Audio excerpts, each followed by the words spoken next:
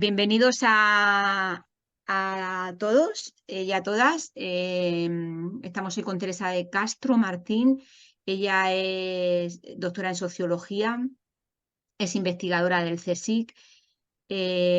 Su área de investigación es fundamentalmente una de las cosas que vamos a tratar, que son las causas y las consecuencias de la baja fecundidad. Y nada, queríamos agradecerle su disponibilidad porque está siempre ampliamente disponible y además para hacer estas aportaciones gratuitas. El marco de esta aportación es el ciclo de salud mental y jóvenes que esta asociación desarrolla en Cantabria. Nos planteamos este tema porque que no se cumplan las expectativas del deseo reproductivo impacta en la salud mental. Impacta también las causas que hacen que este deseo no se cumpla, impacta la precariedad laboral y la dificultad en el acceso a la vivienda, también en la salud mental y jóvenes. Entonces, sin más, Teresa, muchas gracias y cuando quieras empiezas. Muchas gracias a ti por la invitación. Eh, voy a hablar un poco bueno, como introducción de la demografía, porque es el enfoque que voy a usar para hablar de la fecundidad.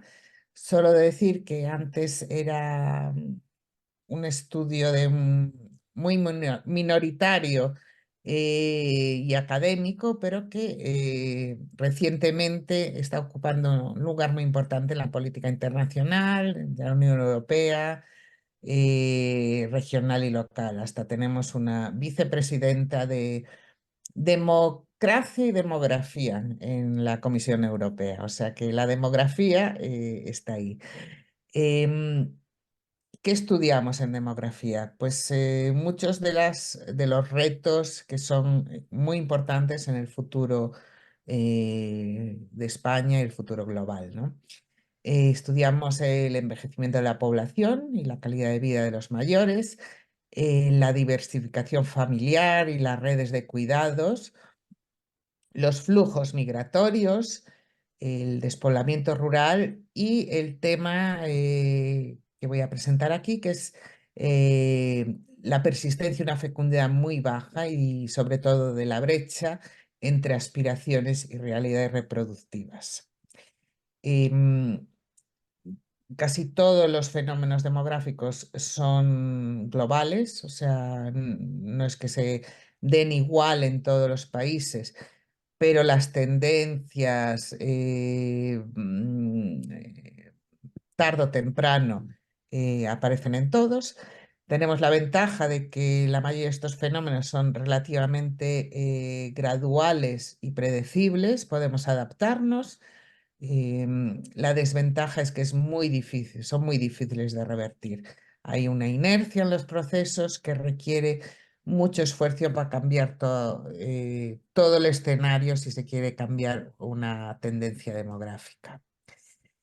Un poco para ver el paraguas político donde se apuntalan las políticas de población, señalar que a partir de la Conferencia Internacional de Población y Desarrollo de Cairo de 1994 hubo un gran giro en todas las políticas porque se dejó de hablar de metas demográficas como en el pasado, sobre todo en los 70, en los 80 del siglo pasado, donde estaba muy presente el crecimiento de la población, entonces la meta demográfica de reducirlo. A partir de esta conferencia ya no es legítimo hablar de metas demográficas y se pone el foco en los derechos individuales. Se reconoce el derecho básico de todas las parejas e individuos a decidir libremente y responsablemente si quieren o no tener hijos, el número de hijos, cuándo y con quién. A pesar de que hay este enfoque de derechos en la fecundidad, sí que hay algunas políticas estos datos de una encuesta que hace Naciones Unidas a todos los gobiernos cada 2 o 3 años y les pregunta si tienen políticas relacionadas con población, bueno, en este caso de fecundidad. Entonces vemos que muchos países de África declaran que tienen políticas eh, para que descienda la fecundidad. Hay políticas también para subir la fecundidad en la mayoría de Europa, Australia también. Los países nórdicos son una excepción porque no declaran tener política eh, para aumentar la fecundidad, aunque sí tienen, eh, son los que más tienen la batería de políticas sociales que pueden indirectamente influir en la fecundidad, como es escolarización infantil o políticas de igualdad, etcétera. ¿Qué está pasando ahora? Pues con estas fecundidades tan bajas, pues está resurgiendo las corrientes pronatalistas, que eran cosa del pasado.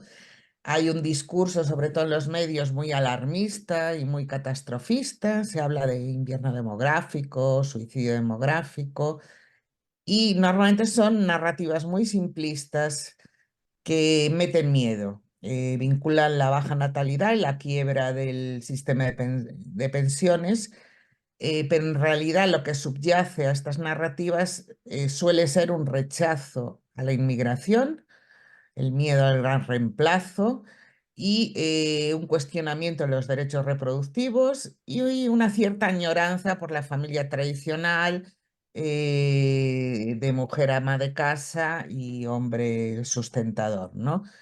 Eh, en primer lugar, hay muchos estudios que no solo sobre natalidad, pero que los discursos catastrofistas realmente inhiben la acción. O sea, hay estudios mucho con el cambio climático. Cuando dices, "Buah, total, si todo es un desastre, pues para qué hacer nada, ¿no?" O sea, que no tienen mucha utilidad. Y de todas las políticas pronatalistas que se han hecho en los países, no hay ningún efecto, o sea, no son eficaces.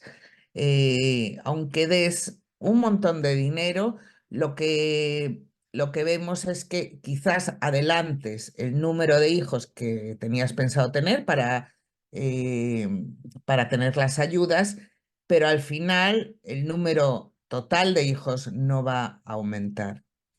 Entonces, desde la demografía hay una visión, digamos, que es en contra, digamos, de las políticas pronatalistas, pero sí a favor de las políticas sociales que apoyen a las personas en sus proyectos reproductivos.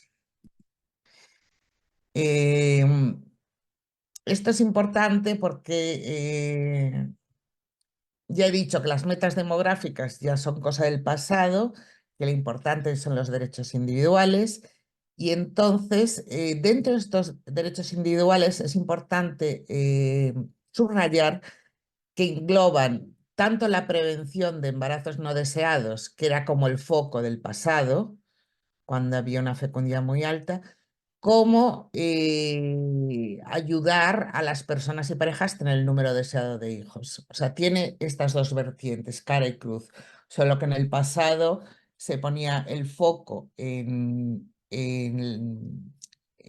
bajar la fecundidad y ahora es favorecer no la fecundidad en sí, sino que la gente tenga los hijos que quiere tener. Y también hay bastante consenso que aunque esta decisión es individual o de pareja, ese cuidado y este bienestar de los hijos debería ser una responsabilidad colectiva. O sea que, aunque sea una decisión individual, debería ser responsabilidad pública crear las condiciones favorables para que tener un hijo o criarlo no sea algo muy difícil que solo logren unas pocas personas. Aquí vemos el gráfico del descenso de la fecundidad, que es bastante impresionante en España. Es la línea roja.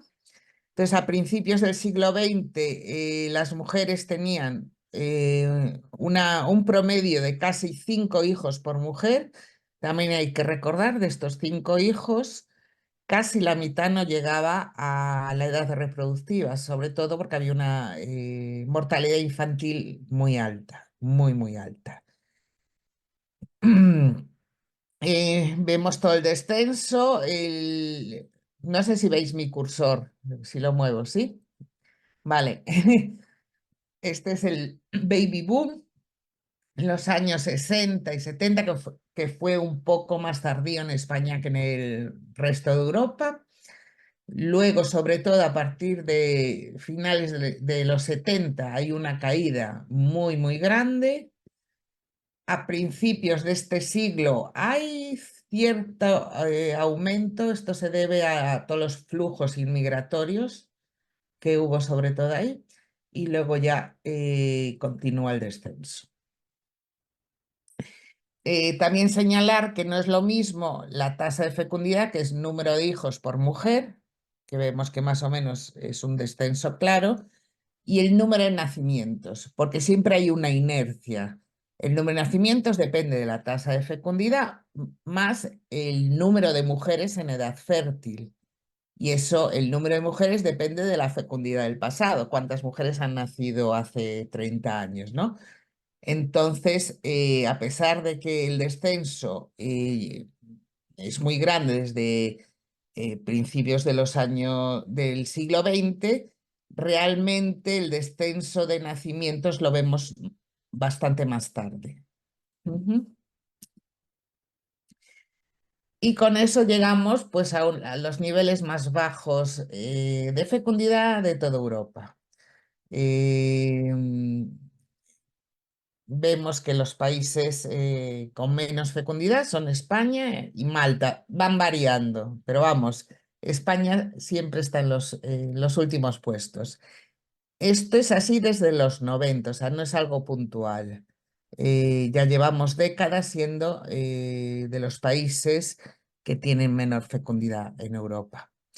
Y los que la tienen más alta, pues también es una constante, sobre todo Francia. Francia invierte mucho en familias y siempre se ha preocupado de su nivel de natalidad y siempre ha tenido una fecundidad más alta que el resto de países.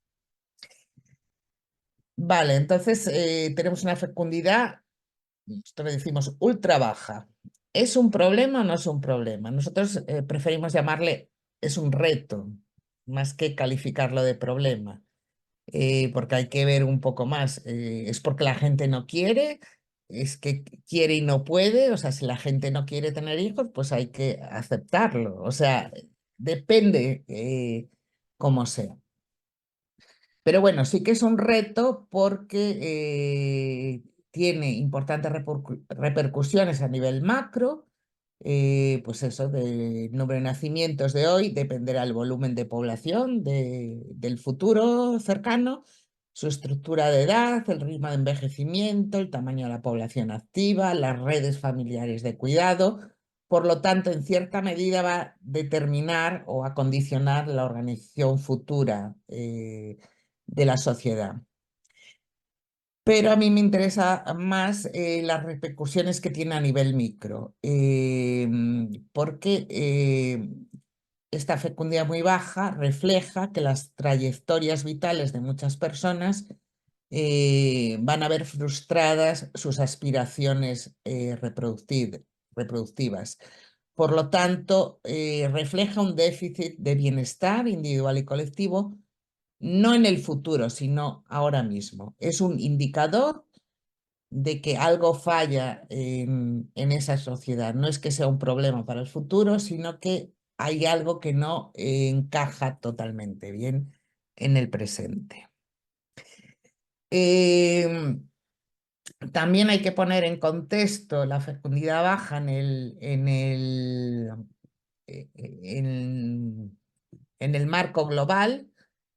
a mediados del siglo XX había muchas diferencias entre las distintas regiones en el número de hijos, pero ha descendido en todas las regiones, menos en África subsahariana, que todavía tiene una fecundidad alta, alrededor de 5 hijos. Pero ya la tasa de fecundidad a nivel global es, no lo veo, pero vamos, supongo que es de 2,3. No lo veo por las pantallas, pero vamos. En el 2050 ya será 2,1 hijos a nivel mundial, eh, que es la tasa que nosotros llamamos de reemplazo, es el número de hijos necesario para que, si quisiéramos una población estable. Y a partir de los próximos 20 o 30 años, sí que vamos a ver un número creciente de países. Naciones Unidas estima que 60 países van a ver decrecer su población. Eso es una situación relativamente nueva porque estamos acostumbradas a crecimiento de población, o sea, incluso a narrativas de crecimiento demasiado grande de la población. Bueno, pero eso solo es temporal. Empezará a decrecer la población mundial a partir de algún momento antes de que acabe este siglo. Y para muchos países, no solo por la baja fecundidad, sino también por la alta emigración que tienen de jóvenes. Eso está pasando ya en varios países de la Europa Este. Entonces, digamos que el contexto internacional ha variado mucho con respecto a los años 80 del siglo pasado. Por tanto, tendremos que matizar un poquito. Ya no podemos hablar de fecundidad baja porque es la norma. Antes era, pues nada, excepcional solo en los países ricos. Ahora va a ser la norma en todo el mundo, excepto todavía en África, pero con el tiempo. El norte de África ya tiene una fecundidad alrededor de 2, baja. O sea, es el África subsahariana. Y luego podíamos hablar de fecundidad moderadamente baja, que es la media en la Unión Europea, alrededor de 1,5. Y luego la situación de los países con una fecundidad muy baja, que cada vez es más común.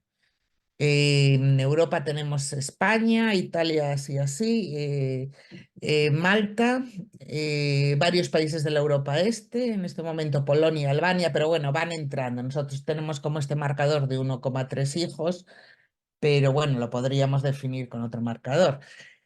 En Asia Oriental tenemos Corea del Sur, Singapur está por debajo de 1 hijo y Corea del Sur es de los países más bajos, con Taiwán 0,8. O sea, es importante verlo porque quizás es nuestro futuro. O sea, si hay países que porque siempre se ha dicho, no, no, no va a descender más, o sea, ya hemos llegado al límite, pero bueno, ya hay países que están por debajo de 1 hijo, ¿no? Y América Latina, que mucha gente piensa que tiene una fecundidad muy alta, o cuando dicen, hoy inmigrantes que tienen muchos hijos de Latinoamérica, la realidad ha cambiado en estos 20 últimos años drásticamente. Ahora ya hay países eh, con un nivel alrededor del 1,3, acercándose lo que llamamos ultra baja. En este momento son Uruguay, Chile, Cuba y Costa Rica, y cada vez habrá más. En el caso de España, este descenso a la fecundidad no ha sido al mismo ritmo entre las comunidades autónomas, pero bueno, básicamente sí. Por ejemplo, el descenso en España, en la Comunidad de Madrid y en el municipio de Madrid, eh, hay diferencias, pero cada vez es más homogéneo. En este momento la fecundidad más baja está en Asturias y en Canarias. Y la fecundidad más alta, no lo veo, pero creo que es Murcia y Navarra, pero tampoco es muy alta. O sea, las diferencias no son grandes, cuando en el pasado sí que lo eran. También había mucha diferencia rural-urbana, ahora prácticamente no la hay. sea, se va homogeneizando la sociedad respecto a esta variable. Vale, voy a hablar un poco de los factores, primero demográficos, vinculados a esta fecundidad muy baja, luego hablaré de los factores sociales, aunque están interrelacionados. Uno de los factores principales es el retraso de todas las transiciones de los jóvenes a la edad adulta, empezando por la emancipación residencial. La edad media en España de irse de casa de los padres está alrededor de los 30 años, 9 años más que en Suecia. O sea, esto ya es un indicador de que somos muy distintos en esto, o sea, que es demasiado tardío. También hay mucho retraso en España respecto al entorno europeo, respecto a la convivencia en pareja, sea matrimonio o pareja de hecho. Por ejemplo, la edad media del primer matrimonio ahora mismo está en casi 35 años para las mujeres, casi 37 para los hombres. No tenemos datos de la primera pareja de hecho porque no hay un registro nacional, pero también en algunos estudios que hemos hecho a través de encuesta, también es mucho más tardía que en el resto de Europa. Todo esto, claro, si hay un retraso inicial, todos los retrasos se van encadenando. Entonces, llega el retraso en la maternidad y la paternidad. Ahora mismo la edad media del primer hijo está en 31,6 años para las mujeres, 34,5 para los hombres. Estas de las edades más tardías también de toda Europa, aunque es tardío en general en el conjunto de Europa, menos en Europa del Este, que es un poquito más temprana, pero digamos que en España, en indicadores demográficos, siempre estamos en los extremos, para bien y para mal. Somos campeones de, por ejemplo, de esperanza de vida, tenemos la mayor esperanza de vida, y también el mayor retraso de la maternidad y la fecundidad más baja. O sea, nunca estamos cerca de la media. Otro factor demográfico que incide mucho en la fecundidad muy baja ahora mismo es el aumento de mujeres y hombres sin hijos. En el pasado, la fecundidad muy baja estaba sobre todo vinculada a no pasar del primero al segundo hijo, pero casi la gran mayoría tenía un primer hijo, pero ahora veremos después que la proporción de mujeres y hombres sin hijos, una vez que acaba su etapa reproductiva, es muy alta, 1 de cada 4. Y también sigue habiendo menor propensión a tener un segundo hijo.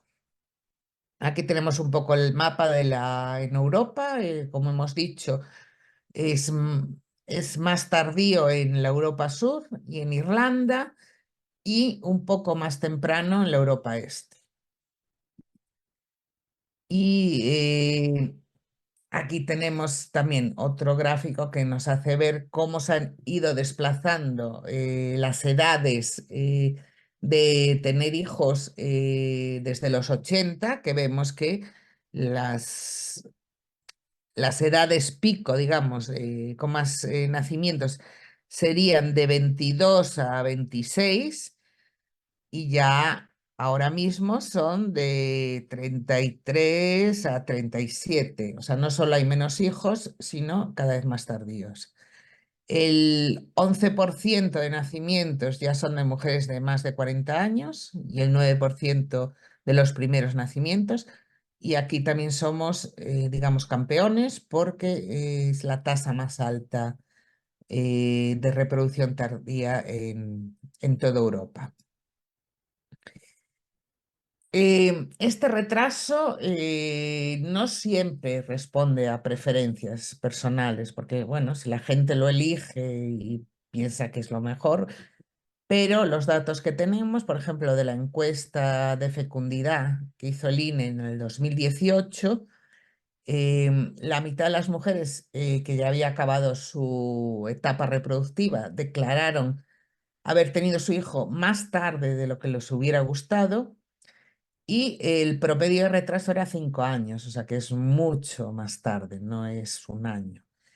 Y las razones que declaraban por este retraso eran principalmente cuestiones laborales, estabilidad, económicas, problemas de conciliación para tener tiempo de cuidar al hijo y la falta de pareja estable. La falta de pareja estable, en principio, nosotros no lo contemplábamos como un factor, pero luego veremos que es muy importante. Y para ver un poco que deseos y realidades son muy distintas, la encuesta social europea del 2018 preguntó en España y en otros países la edad óptima que, que los encuestados pensaban la edad óptima para la maternidad y España la tenía más tardía de otros países, pero bueno, es 28,8 años la media, que está más temprana que la edad real. Y la edad óptima de la paternidad, 30 años, cuando la edad observada ahora mismo son 34 o 35. Sobre lo que dije de este factor de la falta de pareja estable, pues lo que vi nos extrañó porque era un número muy alto de mujeres que lo decían. Entonces fuimos a la encuesta continua de hogares y vimos la situación de pareja de las mujeres de 30 a 40 y sí que hay sobre todo de 30 a 35, la mitad no convive en pareja. Tenemos en cuenta a los casados, los que están en pareja de hecho, pero la mitad del grupo de 30 a 34 que podríamos pensar que es óptimo para tener hijos sin tener problemas de infecundidad, pues no convive con una pareja o no está casado. Bien. Esto también hace que haya habido un aumento de la maternidad en solitario, que muchas mujeres, bueno, muchas, es una minoría, pero es una tendencia emergente que, que un grupo de mujeres normalmente educadas y autónomas económicamente, viendo que no tienen la pareja ideal para tener hijos, o están con una pareja que no quiere hijos, o sea, tienen que coincidir muchas cosas y están en una edad tardía, pues deciden tener el hijo solas. Esto es algo que estamos analizando, pero hay un problema con los datos. Sí que sabemos que desde 2022, por primera vez, hay más hijos fuera del matrimonio que dentro del matrimonio. O sea, ya el 51% de los hijos ya nace fuera del matrimonio, pero la mayoría de esos nacimientos son en una pareja de hecho. Lo que pasa es que ahora en la partida de nacimiento, desde que se ha pasado a los hospitales, no recogen la información sobre si la madre está en una pareja de hecho. Entonces, bueno, estamos intentando conseguir los datos para estimar el porcentaje en pareja de hecho o que no convive con el padre. Por ahora solo tenemos el porcentaje que no incluye la información del padre en el certificado, que es pequeño, pero se ha duplicado. En el momento es 3%. Muchos pueden ser por reproducción asistida. Y el otro componente demográfico que decíamos es la creciente proporción de mujeres sin hijos. Las mujeres que han nacido a principios de los 70, que ya han terminado su etapa reproductiva, casi una de cada 4 ha terminado sin hijos. Esto es un nivel muy alto en el escenario europeo. Hay otros países que son parecidos, como Austria, pero no suele ser tan elevado. También decir que esto no es inédito en la historia de España, sino que también esto mismo, una de cada 4 mujeres sin hijos, se dio a principios del siglo XX. Las generaciones que nacieron a principios del siglo XX, donde muchas mujeres no se casaban y que les coincidió guerra civil y toda la crisis económica posterior. Em, pero era porque no se casaban y entonces no tenían hijos. Ahora es distinto, o sea, no es lo mismo, pero vamos, este no es inédito en el caso de la historia española. Ujú. Esta proporción sin hijos para muchos es una decisión voluntaria, porque hay menos estigma que en el pasado si se decide no tener hijos. Ha subido mucho con respecto al pasado. Tenemos una encuesta del 2006 y era alrededor del 5% de las mujeres, y ahora es el 14% de las mujeres y el 20% de los hombres que declaran no desear hijos. Pueden cambiar su opinión, pero vamos, en principio es un porcentaje mucho más alto que en el pasado, aunque no es minoritario todavía, ¿no? Y para muchos también es una decisión involuntaria, porque aducen que no tiene intención de tener hijos por no tener pareja, lo que habíamos dicho antes, dificultades económicas para afrontar la crianza o conflictos con su carrera profesional. Sin embargo, cuando preguntas a las mujeres de 45 a 55 que no han tenido hijos si hubieran deseado tener uno o más, el 39% declara que sí. Por lo tanto, sí que hay una brecha entre deseos y realidades, que es lo que vemos aquí. La hay en todos los países. Estos son datos que no están actualizados porque todavía muchos países no lo han actualizado, pero el promedio de hijos deseados siempre es mayor que la tasa de fecundidad. Y la brecha en España es muy importante. El que las preferencias no coincidan con las realidades es un signo de que hay barreras. Hay barreras que impiden a la gente hacer realidad sus aspiraciones, ¿no? Hemos hablado de los factores demográficos, sobre todo el retraso de todas las transiciones vitales a la vida adulta, sobre todo la emancipación residencial y económica muy tardía de los jóvenes en España. Bueno, en España, en Italia, por ejemplo. Eso conlleva el retraso en la decisión a tener un primer hijo y como se va retrasando cada vez más, hay una infecundidad creciente a partir de los 35 años que ahora intentamos hacer, no una encuesta, pero nos dejan meter unas preguntas en una encuesta a ver si la gente joven es consciente de este aumento de la infecundidad, de la dificultad de quedarse embarazada a partir de cierta edad. Porque lo que vemos en los datos es que cuando acuden a las técnicas de reproducción asistida es a los 38, 39, 40, o sea, bastante tarde.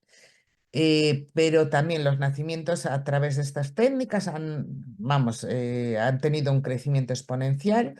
Ahora mismo suponen el 12% de los nacimientos. Esto también sitúa a España en otro extremo, porque en otros países es alrededor del 3%, o sea, es mucho más alto que en otros países, reflejando el retraso de esa decisión. Y si ya hablamos de los factores económicos, institucionales, sociales que subyacen a este retraso y que aumentan los costes directos e indirectos de tener hijos, pues por supuesto está la precariedad laboral y residencial, la dificultad de un acceso a una vivienda, digamos, familiar, o sea, que al menos 2 habitaciones. Están las penalizaciones en la carrera profesional de las mujeres. Eh, Hay muchos estudios de que la brecha salarial entre hombres y mujeres, no solo en España, o sea, prácticamente en todos los países, comienza a partir del primer hijo. Antes del primer hijo, hombres y mujeres ganan para empleos similares, ganan más o menos lo mismo. Después del primer hijo, el hombre sigue el ascenso salarial, por lo tanto, refleja que hay promoción. En cambio, la mujer tiene un parón, un bajón y nunca llega a, a igualar, no ya solo de el hombre, sino su nivel antes del primer hijo. Bueno, estos son datos agregados que muchos porque eh, se transfieren a empleo parcial o se pasan a otro sector para contabilizar, para compatibilizar la crianza. Otro factor importante es el escaso apoyo público a esta crianza y no veo lo que hay detrás. O sea, ¿qué paso? Pone, si quieres te lo leía, que yo sí que lo Así, veo, dímelo, espera. pero bueno, que- por si quieres añadir algo. Persistente desigualdad de género en las responsabilidades de crianza y cuidado. Exacto, y Lo has ese es otro comentado. factor importante, que si se analizan empleo del uso, empleo del tiempo, se compara cómo se involucran padres y madres en los cuidados, en crianza. En España sigue siendo muy desigual. En otros países es mucho más igualitario, estamos hablando de los nórdicos, pero en España persiste la brecha. Los hombres se han incorporado respecto al pasado a los cuidados, pero no mucho. Todavía es una tendencia de aumento, pero todavía eh, la disparidad es muy grande. Aquí vemos la inversión en familias y en infancia con el indicador de gasto público en prestaciones familiares, y vemos que España está en la cola y Francia está en las más altas. Francia invierte el 3,4% de su Producto Interior Bruto en prestaciones en familias e infancias, el doble que en España. Por lo tanto, esto se traduce no solo en más natalidad, sino en menos pobreza infantil, como veremos. Eh, ¿Cuánto cuesta criar a un hijo? Los únicos que han hecho la estimación, porque también es importante tenerlo en cuenta, son Save the Children, y estiman que el coste mínimo mensual de la crianza, para tener una crianza digna, y recaban datos de encuesta, etcétera, etcétera, está alrededor de los 600 euros. Eh, Muchas parejas, muchas familias no se pueden permitir este gasto extra. O sea, también hay un coste económico que también hay que tener en cuenta. Y luego hay los costes indirectos de la fecundidad, que es eso, no promocionar, la doble jornada añadida, todo esto hay que tenerlo en cuenta en el cálculo, digamos, las decisiones. Todos estos factores se tienen en cuenta a la hora de decidir tener un hijo o tener otro hijo. La desigualdad de género en las responsabilidades de cuidado lo vemos sobre todo en las encuestas de empleo del tiempo, pero lo vemos en todos los indicadores. Aquí, por ejemplo, las excedencias por cuidado familiar, prácticamente la gran mayoría son mujeres y ha aumentado un poquitín la de hombres, pero es muy poquito. O sea, el cuidado todavía está a hombros de las mujeres. Si miramos un poco el escenario europeo, a ver qué variedad de políticas familiares hay, vemos que hay una variedad infinita, o sea, porque las políticas familiares no son competencia de la Unión Europea. Entonces, son competencia de cada país y entonces no es como algunas políticas económicas que hay directrices, ¿no? de las políticas que tienen que seguir los países europeos. Esto, pues hay más discrecionalidad y más variedad. Hemos visto que en Francia las prestaciones por hijo a cargo son muy generosas, no son solo cuando son pequeños, sino que persisten durante toda la crianza y además incentivan la continuidad laboral de las madres. O sea, son servicios o ayudas, pero no para que las madres se queden en casa. En Holanda es ya históricamente la conciliación se lograba en gran parte a través del trabajo a tiempo parcial. Un porcentaje muy alto de madres está a tiempo parcial, con la diferencia que en Holanda un salario de un trabajo a tiempo parcial es bueno. En España esta estrategia es muy difícil porque el salario es muy bajo y los derechos también. Alemania es otro caso interesante porque mm, tuvo cambios muy recientes. Antes era también muy eh, mm, eh, la responsabilidad de los cuidados quedaba en la madre, estaba muy mal visto mandar al hijo, a la hija a la guardería hasta los 6 años, la madre se quedaba normalmente dejaba de trabajar hasta los 6 años. La diferencia es que en Alemania la reincorporación al trabajo es fácil. En España, si tienes 6 años de parón laboral, es prácticamente imposible o muy difícil reincorporarse. De todas formas, ha habido cambios y uno de los más importantes es la creación del derecho del bebé a tener una plaza en una escuela infantil a partir del primer año. O sea, no es un derecho de los padres trabajadores de tener una plaza en una escuela infantil, es un derecho del niño. Por lo tanto,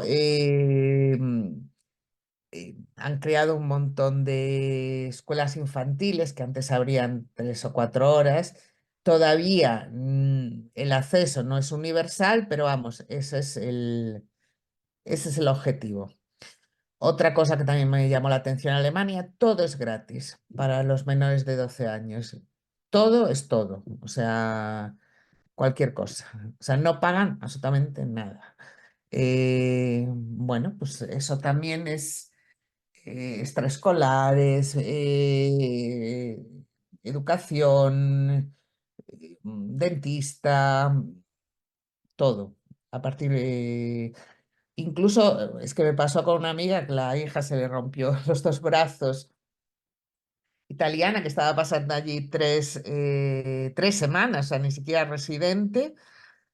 Y le dijeron, no, no, si tiene menos de 12 años, todo es gratis. Aquí no... Bueno, pues diferentes formas de, de cuidar a la infanta, a la infancia. Y luego tenemos a los países nórdicos que apuestan por la igualdad de género en todas las políticas, políticas de conciliación, servicios universales de cuidado, de infancia, permisos de paternidad intransferibles y no lo hacen por la natalidad, lo hacen por el bienestar de la población, y tanto adulta como infantil. Tengo que decir que ha sido una sorpresa porque para nosotros los países nórdicos son como el ejemplo a seguir, y últimamente está bajando mucho la fecundidad, sobre todo en Finlandia y en Noruega, países ricos con muchos servicios. Se está estudiando por qué es esto, las hipótesis que es incertidumbre, que los jóvenes, aunque no sea la incertidumbre laboral de España, existe mucha incertidumbre sobre cómo va a estar el mundo dentro de 30 años. O sea, incertidumbre que puede ser global, de guerras, etcétera, etcétera. Entonces, bueno. Teresa, 5 minutillos, ¿vale? Vale. Entonces, en el caso de España no hay recetas mágicas, pero sí creo que debería haber políticas para adelantar esta emancipación residencial y económica de los jóvenes, mejorar la estabilidad y calidad del empleo de los adultos jóvenes, apostar por la igualdad de género en todas las políticas, articular un poco mejor la responsabilidad pública y privada en la crianza, por ejemplo, garantizando el acceso universal a una educación infantil de calidad, em, políticas que impulsen la corresponsabilidad en cuidados en el ámbito privado, tanto de padres y madres, un, un buen paso que se ha dado en España es el permiso de maternidad y paternidad iguales. Todavía no se ha medido el efecto, si tiene algún efecto o no, pero hay que decir que todavía hay un agujero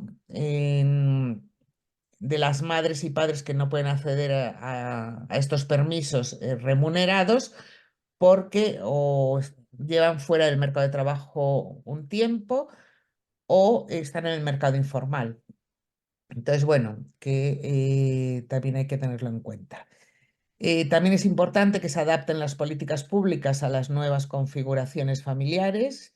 En España hay muchas familias monoparentales, entonces necesitan un extra de soporte.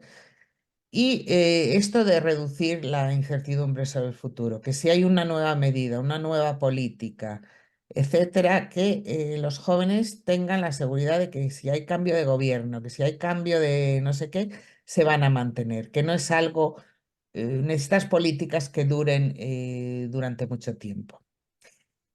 Y con esto es posible que se recupere la fecundidad.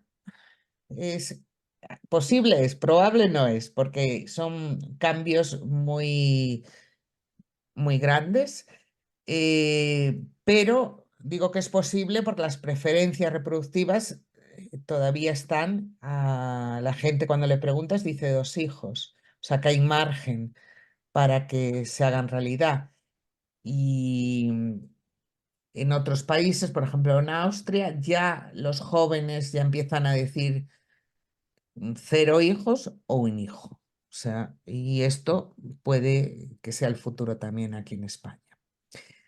Ya resumo, la fecundidad actual es muy baja, muy tardía y lo que es más importante, por debajo de las aspiraciones reproductivas de las personas.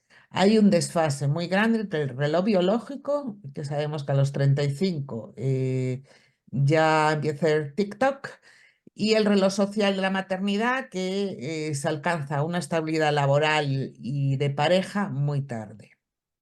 Entonces ahí hay un desfase que habría que cuadrar.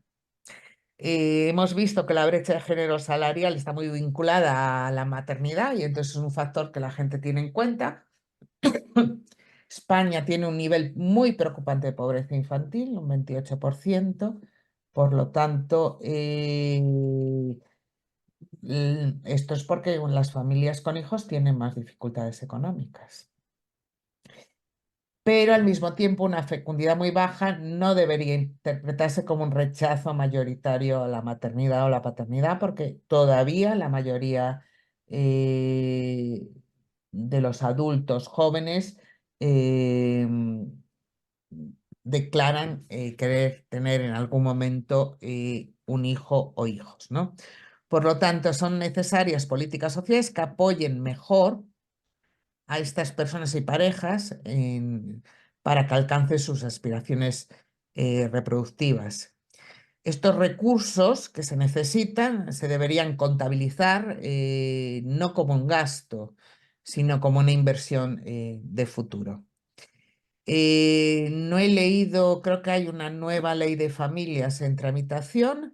Creo que hablan de una prestación universal por crianza hasta los 6 años y luego hasta los 16 o 18. Pero bueno, no sé mucho y no sé si se, eh, si se pasará esta ley, si va a haber cambios, pero bueno, quiere decir que todo esto tiene un contexto legislativo cambiante. Y ya acabo. Y a preparar las preguntas que tengáis. Y bien, muchas gracias, No sé si Teresa. sabré contestarlas, pero bueno, lo intentaré. Muy bien. Mira, si quieres, quita la Sí, a ver, presentación, a ver si a- yo sé lo de extender esta para que nos vean. Mira, ahora aquí nos vemos. Y os comento que para intervenir podéis en el icono de abajo levantar la mano, hay un icono que pone reacciones o os desilenciáis y hacéis la pregunta que veáis, ¿vale? Se va a seguir grabando. Entonces, si alguien tiene algún problema en que esto se grabe, pues puede formular la pregunta si lo quiere a través del chat o como lo vea, ¿vale? Pero mi propuesta es que sigamos grabando también el diálogo porque a veces está aquí cosas muy interesantes. Emma, hay dos Nada más, preguntas ya en el chat. ¿eh? Hay dos preguntas ya en el chat. Ah, vale. A ver que las leo. Venga, una pregunta es, ¿se ha considerado una variable los cambios respecto a la pérdida de redes de apoyo familiares por los movimientos geográficos, ya sea por lo laboral u otros motivos? Esa, eh, sí, en todas las proyecciones o a futuro, digamos, que hay, claro, lo que se hace es, se miran los patrones hasta ahora y más o menos cómo van a continuar en el futuro. Y claro, la movilidad es cada vez más alta para los jóvenes. Em, por lo tanto, no solo va a haber menos redes de apoyo porque cada vez hay menos hijos, o sea, los hijos salen, digamos, bien parados porque a un hijo le tocan 4 abuelos, entonces realmente desde el punto de vista del nieto está cuidado si están dentro del mismo entorno, ¿no? O ciudad. Pero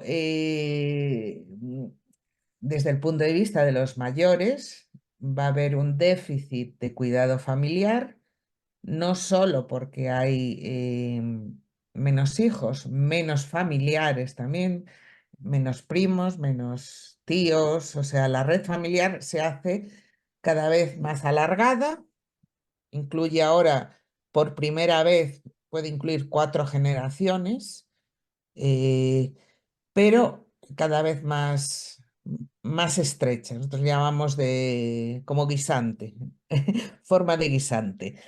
Y, eh, y eso es un reto sobre todo en este momento para los adultos mayores, personas más frágiles que necesitan cuidados familiares.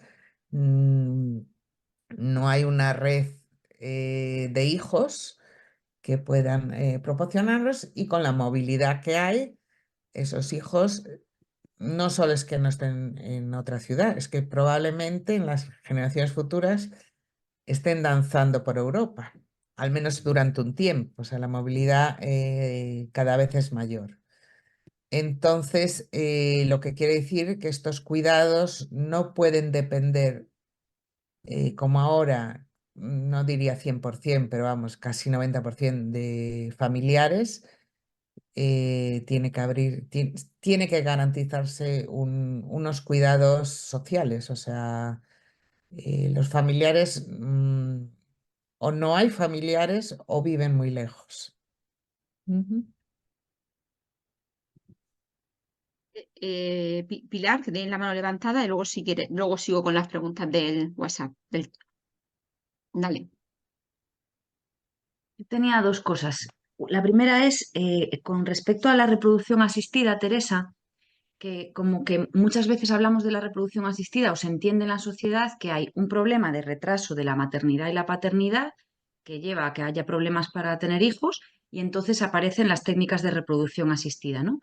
Pero hay una socióloga, no sé si la conoces, esto se ve al revés, pero bueno, es Sara Lafuente, Sí, habla de sí, los mercados reproductivos. A mí me hizo volar mucho la cabeza que ella plantea que en realidad los tratamientos de reproducción asistida no tanto asisten la reproducción, sino que la están modulando. Y en España es como brutal, quería saber también tu opinión sobre esto, ¿no? Esta diferencia gigante entre España y otros países no tiene que ver solo con el retraso de la maternidad, sino que ella plantea también como causas que en España hay una legislación mucho más permisiva con estos tratamientos y hay una remuneración a la donante o vendedora de los óvulos que es similar o más alta que el salario mínimo interprofesional. Entonces tenemos ujú. una precariedad social muy alta, le pagamos a la gente un sueldo para esto, entonces hay muchísimos óvulos y vienen mujeres de otros países, ¿no? Entonces, igual no es como hay maternidad tardía, vamos a reproducción asistida, sino como está tan disponible la reproducción asistida, incentivamos a la gente, incluso las empresas le invitan a las mujeres a congelar sus óvulos, a esperar, y entonces se retrasa, ¿no? ¿Cómo lo ves si esto puede ser posible o no? Sí, ¿Cómo lo ves? Que puede pasar que está, o sea, que la reproducción asistida sea incluso causa, no consecuencia. sí, en cierto modo sí. O sea, me gusta mucho lo de Sara Lafuente porque sí, ¿no? Es súper interesante y yo también descubrí un montón de cosas, o sea, porque no era consciente. Eh, Vamos a ver, está la reproducción asistida en el sistema público, que es muy limitada por las listas de espera que hay, el límite a los 40 años, el límite al número de ciclos, que creo que son tres. Si tienes un hijo, ya no puedes tener un segundo, o sea, está muy limitado. Entonces, casi todo el mundo va a la privada, no todo el mundo, digamos, la gente que tiene muchos recursos porque es cara. Y en España hay un boom, o sea, la industria ha crecido a lo bestia, o sea, muchísimo. En parte porque por la legislación. La legislación es más permisiva que en otros sitios y en parte técnicamente son buenos también, o sea, porque, pues bueno, han desarrollado. ¿Y qué pasa? Que comparado con el resto de Europa, por ejemplo, aquí tenemos el banco más grande de óvulos. El problema, digamos, de en otros países, por ejemplo, Alemania prohíbe la venta, o sea, la donación de óvulos. O sea, prohíbe cualquier donación. En otros países las donaciones, Italia, por ejemplo, la donación tiene que ser sin remunerar, por lo cual nadie dona. O sea, porque la donación altruista es muy difícil. En España se pagan 1.000 euros. Y normalmente, yo no lo sabía tampoco, pero me dicen, pregunté a estudiantes universitarios y hay un montón de anuncios en las facultades porque prefieren mujeres universitarias y estudiantes que no tienen dinero. Y entonces es, no sé si muy común, pero relativamente común. Em, ¿Qué pasa? Que muchas veces la industria de reproducción asistida te vende que puedes retrasar lo que quieras, que luego pues tal. Es bastante falso porque realmente que tengas éxito depende de la edad. O sea, no publicitan, creo, las tasas de éxito, pero realmente depende de la edad. Entonces, Eh, Muchísimos. Cuando vas a una cita, los médicos te dicen que seas consciente de que no, pero la gente, el marketing fuera, o sea, no los médicos que te dan la información real, pero la industria, o sea, las clínicas como marketing, un poco han vendido que no importa, que si quieres, o sea, que lo puedes retrasar.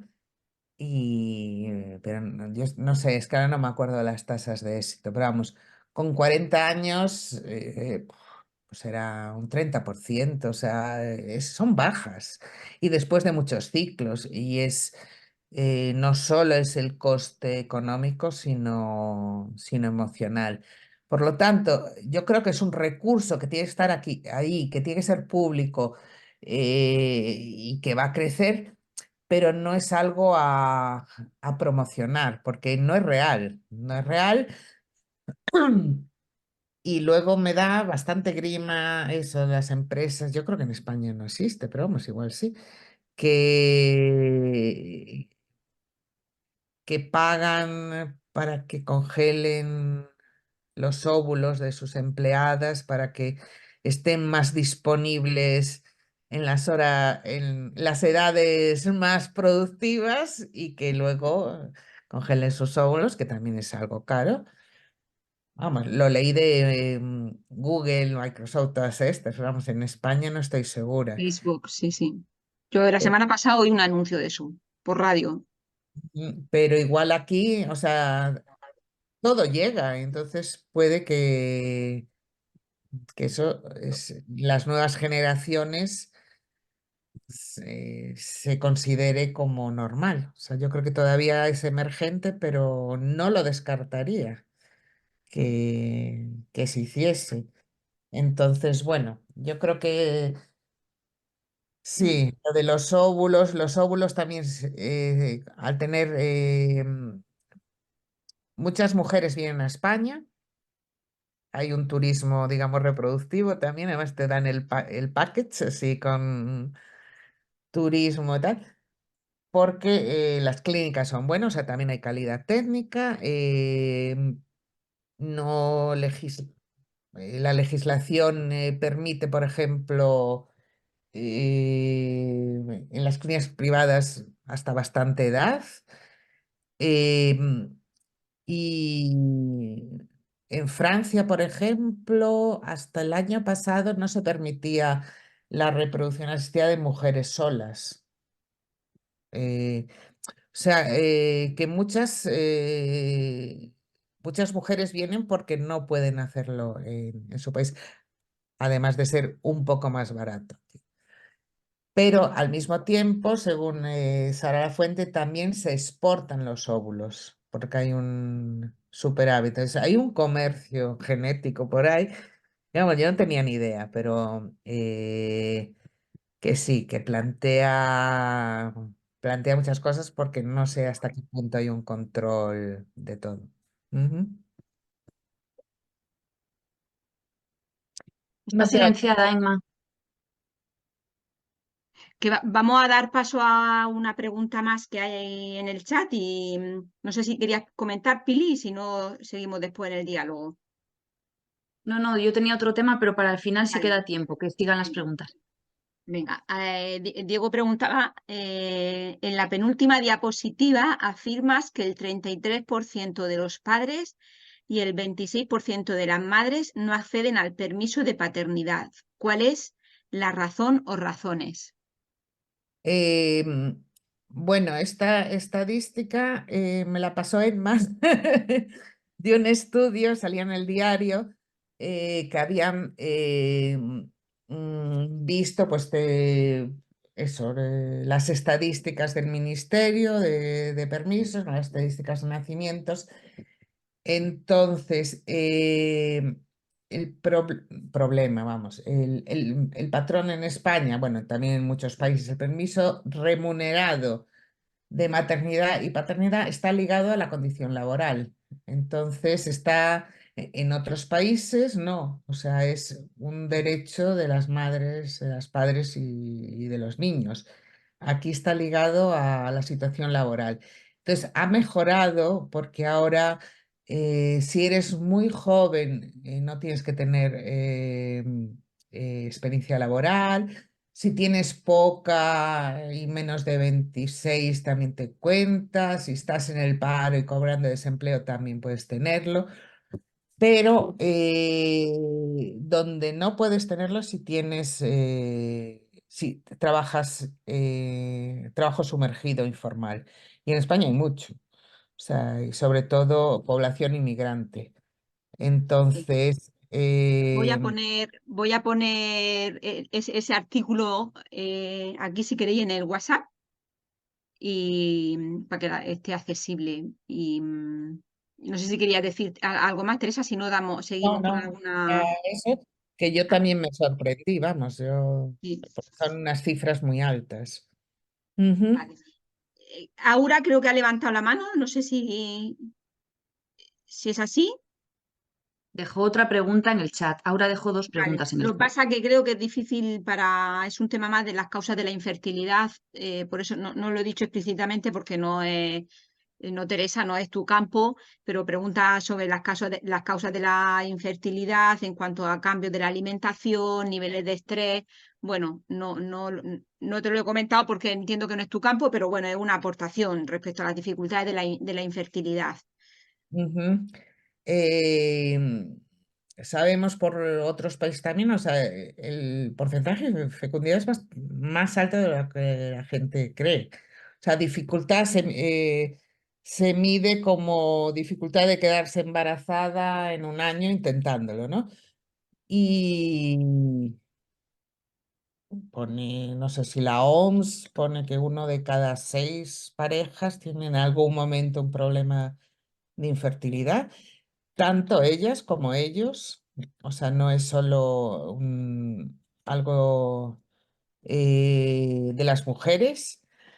Y supongo que sí, todo tiene influencia, ¿no? Estrés, sustancias químicas, pero sobre todo es edad. O sea, la edad realmente es eh,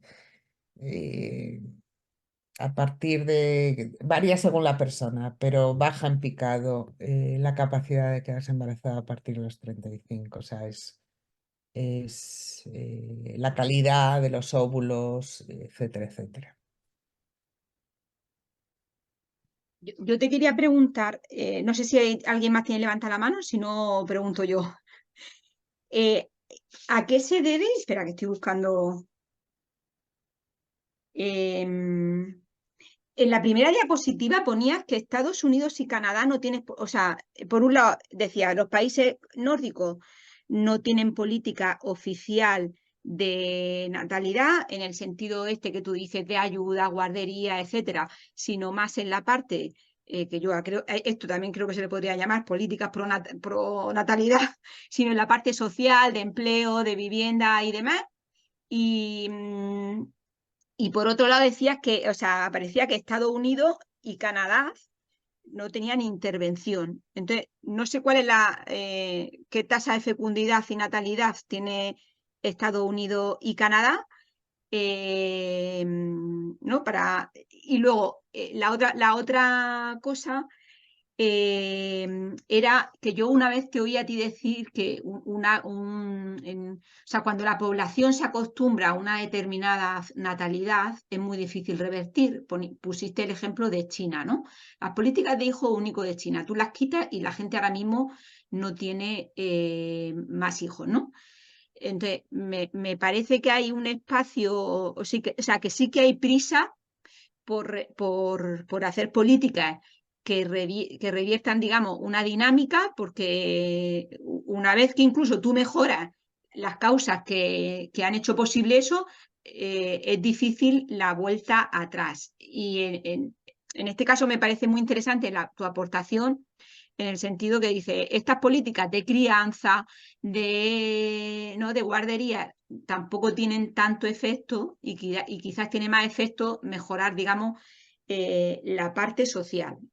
Y en este momento en el que se está legislando otra vez subvención al final no acaba siendo más que otra subvención, me parece súper interesante posturas que desde la demografía puedan aportar, mira, hace falta cambiar el mundo laboral, ¿no? Ujú, Entonces, bueno, esto. sí. Ujú.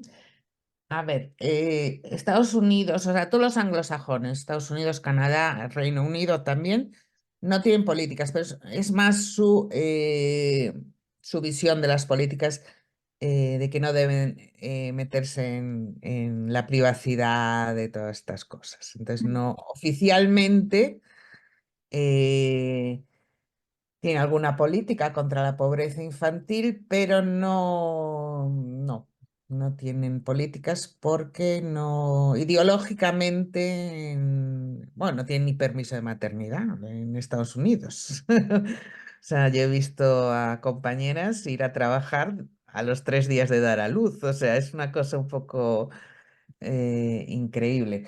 Entonces, no, pero su premisa es que, bueno, que esto es algo de la familia, es individual y que ellos no se meten. Tiene un nivel de fecundidad relativamente alto, no sé cómo está ahora, 1,6 o 1,7, pero la mayoría es por inmigración. O sea, mm, inmigración. Pero... mm, y Reino Unido no lo he mirado. mm, Pero no, o sea, no tiene, mm, pero porque no tiene una tradición de políticas sociales, o sea, igual que no tienen sanidad pública, etcétera, etcétera, Estados Unidos es eh, un caso aparte y aparte, o sea, tienen la fecundidad de la población inmigrante y tienen un exceso, digamos, de fecundidad adolescente. O sea, digo exceso porque es más alto de lo que les correspondería por el nivel de fecundidad, el nivel de desarrollo, que quiere decir pues mucho gueto marginal. Hay muchos estudios que también están muy bien etnográficos, que en comunidades hispanas, negras, barrios, que no hay trabajo, que no hay nada, tener un hijo es una forma de, de tener una identidad, o sea, mm, de ser adulta, porque otras cosas seguramente acceso a educación y empleo no lo tienes. mm, Pero bueno, eso es muy de Estados Unidos. mm. Y Lo otro era la tendencia, o sea, el efecto que tiene en una costumbre y que luego es muy difícil revertir. Nada, era un comentario. Pues, es muy difícil porque hay una inercia. O sea, en China, pues como pasaron o sea, de prohibir tener más de un hijo, ahora a incentivar que quieren 3 o 4, digo, pero bueno, primero a quién se le ocurre. O sea, no, o sea, nadie pasa la noche a la mañana. Pero bueno, algo se esperaba al no tener la prohibición, que aumentara. No está aumentando, la gente se ha acostumbrado a tener uno. O sea, primero se ha acostumbrado, hay una generación, la que está siendo padre o madre ahora, que es hija única. El otro día leía un artículo sobre chinas en España, y para ver si esta generación de hijos únicos quería tener más hijos. Y entonces el conflicto que tienen es, por una parte, saben que han logrado mucha educación y sobre todo las mujeres, y un buen trabajo por ser hijas únicas, porque los padres han invertido en ellos todo, y entonces ven las ventajas de ser hijo único. Por otra parte, se están enfrentando al cuidado de sus padres. O sea, sus padres en China, ellas aquí, y diciendo, ojalá tuviera hermanos, para compartir los cuidados. Entonces, de todas formas, es eso, la sociedad se acostumbra algo y es muy difícil, porque ya tienes aquí tienes una generación, fueron 40 años de hijo único, entonces tienes todas las generaciones que están teniendo ahora hijos han sido hijos únicos, entonces es lo que han vivido, para bien o para mal. Y Aquí hay un comentario de Cristina que dice que en España las personas chinas, he trabajado en Eusera en primaria 11 años, tenían más de un hijo. claro, porque una vez hay muchas mujeres y hombres que a los que vinieron antes, cuando todavía estaba prohibido más de dos, que claro, es la liberación, tengo muchos más, o sea, porque antes era una prohibición, o sea, coerción para no tener más, por lo tanto tienes más. Eh, pero bueno, en China, dado el valor que ponen en la educación y todo lo que invierten en la educación de los hijos, que es mucho más que aquí, o sea, es como una presión increíble, pues la mayoría tiene uno, pero cambian cantidad por calidad, o sea, en el sentido de que tienen que invertir mucho en esa educación de los hijos. Y sobre todo en áreas urbanas, yo lo que he leído es que es prácticamente imposible tener dos hijos, o sea, tener dos habitaciones, o sea, Shanghái, la media de hijos está en 0,6 en una gran ciudad en China, pero por un problema habitacional, o sea, es prácticamente imposible tener una casa Mm, donde vivir con una familia, ¿no? mm, Pero sí, te vas acostumbrando y eso ha pasado en algún momento en Austria, que mucha gente ya desde hace tiempo, muchas mujeres no tienen hijos y muchas mujeres tienen uno. Entonces también te acostumbras si a tu alrededor hay un efecto social también de red. A tu alrededor la gente no tiene hijos o tiene uno, sí. eh, hay un contagio social y todo Mm. esto. Ujú. Pilar, yo creo que querías tú comentar algo, yo creo que sí hay tiempo y no, vale, no sé si alguien quiere hacer una última pregunta. Elena escribió que está haciendo su tesis doctoral sobre las razones para tener hijos. A lo mejor ella quiere comentar algo. Como no está con cámara, no sé si Vale. puede o quiere hablar. Hola, ¿qué tal? Es Hola, que tengo Elena. aquí al peque, ¿qué tal? Perdonadme, tengo aquí al peque que lo estoy durmiendo y por eso no tengo puesta la cámara, disculpa, pero os estoy escuchando. Vale. Mi aportación en este caso, aparte de agradecer que me ha resultado súper interesante, yo al estudiar el motivo, las creencias por las que las mujeres deciden ser madres, hay una gran parte de la bibliografía que sí que nos invitan a la competencia del deseo. Al final el deseo de ser madre compite con otros deseos y, por decirlo así, sale perjudicado en la sociedad actual. Y lo que me ha sorprendido es que en la encuesta solo son el 9% de las mujeres las que informan que no desean por un menor de sentimiento de libertad.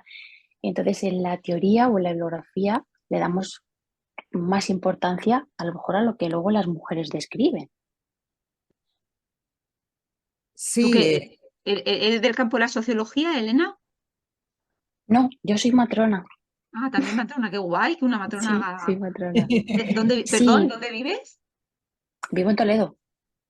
Qué guay, yo también soy matrona. Mm, un placer.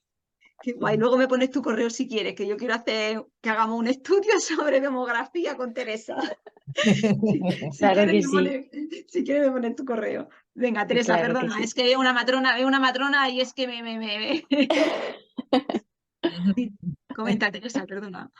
Sí, todavía es minoritario el número de mujeres eh, que dice que no desea ser madre porque le quita libertad.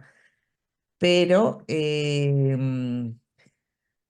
depende a la edad a la que se lo preguntes. O sea, normalmente a los 20 años, la veintena, digamos yo, la gente ni se plantea tener hijos. O sea, es como, tiene otra cosa en la cabeza, no está en su disco duro, digamos. tiene que acabar los estudios y acaban cada vez más tarde, el trabajo, encontrar pareja, bla, bla. Entonces, te pueden decir 0, 1 o 5 y no tiene mucho significado a esas edades. Y es más, muchos te dicen 0. Yo no quiero hijos, pero vamos, porque no se la han planteado, o sea, no están en otra cosa. Cuando en el pasado no era así, a los 25 te lo podías plantear, o sea, no era una edad tan joven, pero ahora ya vemos que los jóvenes, la definición en España es hasta los 30, o sea, yo no sé si luego la aumentarán hasta los 35, o sea, aquí la juventud se ha prolongado mucho. Y luego de 30 a 35, cuando la gente se lo plantea, pero es muy difícil porque es,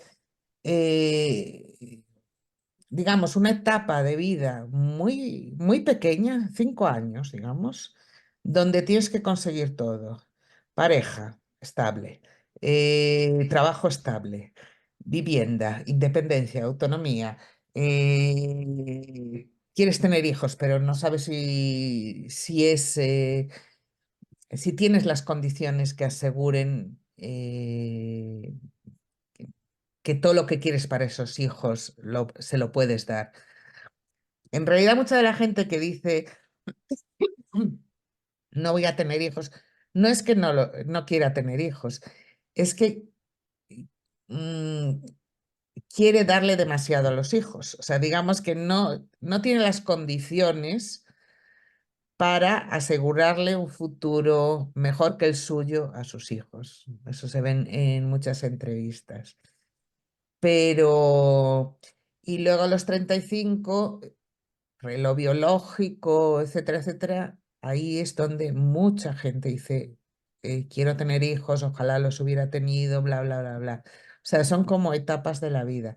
Pero todavía la gran mayoría contesta que quiere tener hijos y la gran mayoría contesta que quiere 2.